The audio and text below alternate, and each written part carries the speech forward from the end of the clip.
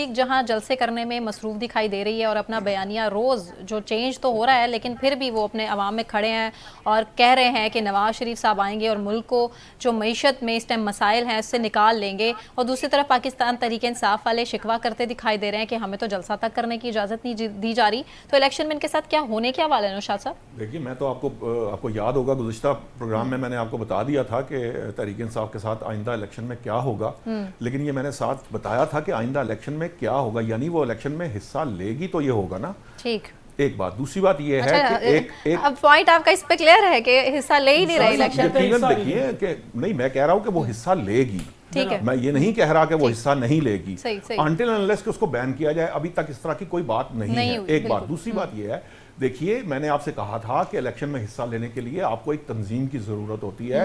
ये जो अभी बुखारी साहब ने कहा कि उनके सारे स्टॉलवर्ड्स अंदर हैं, जो रह गए हैं उसमें मेजॉरिटी लोग जो हैं वो उनको दागे मुखारकत दे रहे हैं, उन्हीं के लोग हैं ना, छोड़कर जा रहे हैं। उसके पीछे कोई भी वजह हो, यही सारा कुछ जो है वो 2018 में हमने नून लीग पे भी प्रेशर देखा था। मुझे आज भी वो बातें याद हैं जब बाद मखसूस चैनल के ऊपर जो बैठकर बहुत सारे लोग ये कहते थे आज 52 MNA छोड़ के जा रहे हैं, आज 54 MNA छोड़ के जा रहे हैं, आज ये होने जा रहा है, आज ये होने जा रहा है, लेकिन ऐसा नहीं हुआ। सो अल्टीमेटली अगर ये पत्तों की तरह ये झड़ना शुरू हो जाएंगे, खिजां के पत्तों की तरह, तो उससे पार्टी की जो ओवरऑल जिस तरह से वो लड़ सकती है, ऐसा नहीं कि अवाम में मकबूलियत नहीं है। देखिए पीटीआई की ने अच्छी हुकूमत की या बुरी हुकूमत की, लेकिन उनकी एक फैन फॉलोइंग मौजूद है। 2018 में उन्होंने जो वोट लिए थे उसकी बुनियाद पर वो कम हुए या ज्यादा हुए, हर दो सूरत के अंदर उनकी एक फॉलोइंग मौजूद है, ऐसा नहीं कि वो खत्म हुई। और तीसरी बात यह है कि जलसे की इजाजत हर पॉलिटिकल पार्टी को मिलना चाहिए। अल्टीमेटली अदालतें दूसरे फैसलों में अगर कहीं रिलीफ दे रही है तो यहां भी मामला अदालत तक गया है, अदालत कोई ना कोई हल इसका निकाल देगी। अब अगर फर्ज करे अदालत उनकी मर्जी का फैसला नहीं देती और इसके ऊपर फिर अदालत पे चढ़ दौड़ा जाए जिस तरह 9 मई में हुआ, तो अल्टीमेटली उसके कॉन्सिक्वेंसेस फेस करने पड़ेंगे। आप मखसूस लाइंस क्रॉस नहीं कर सकते। लाइंस क्रॉस हुई हैं जिसकी वजह से ये सारा प्रॉब्लम आया है। लेकिन बुखारी साहब की बात ठीक है, मुश्किल वक्त है, इसमें से गुजरना है।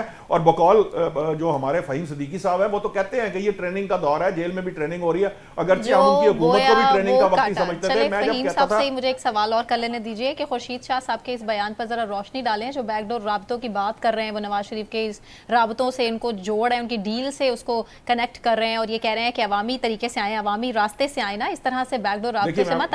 मैं आपको आप इस पर कमेंट करना चाह रहे हैं? बिल्कुल ठीक कह रहे हैं। पीपल्स पार्टी को इस वक्त ये प्रॉब्लम आ रही है, पीपल्स पार्टी को ऐसा लग रहा है, ये बात दुरुस्त है। लेकिन पीपल्स पार्टी ये बात भूल जाती है कि जब तहरीक अदम एतमाद की बात हुई थी उस वक्त नवाज शरीफ ने क्या मुतालबा रखा था।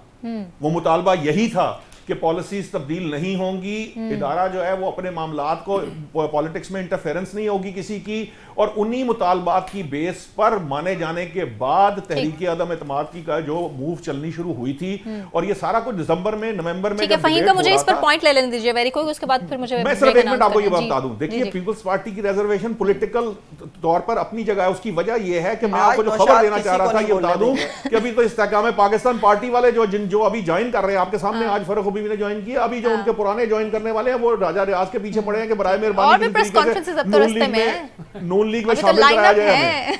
ठीक है।